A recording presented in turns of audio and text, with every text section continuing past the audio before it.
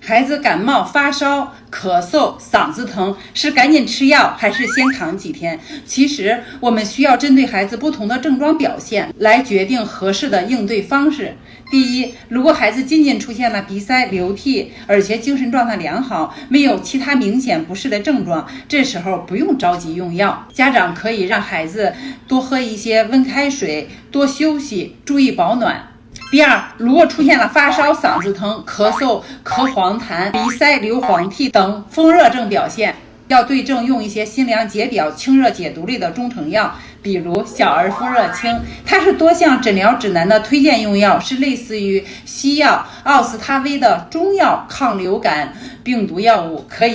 缓解发热、咳嗽、肌肉酸痛、鼻塞、流涕、咽喉肿痛等症状。要是孩子体温超过38.5度，就需要及时服用退烧药，常用的有布洛芬和对乙酰氨基酚，记得按照说明书在医生指导下正确服用。第三，如果孩子持续高热不退，咳嗽、嗓子疼的厉害，已经影响到孩子的吃饭和睡觉了，这时候要及时去医院检查。如果是支原体感染，则需要加用阿奇霉素；细菌感染需要使用抗生素。以上药物均要在医生的指导下用药。所以说，家长们只要记住以上的关键点，清楚什么时候该给孩子用药和用什么药，同时家中备好能应对多种症状的儿童感冒药。如果孩子出现发烧、咳嗽、嗓子疼这些症状，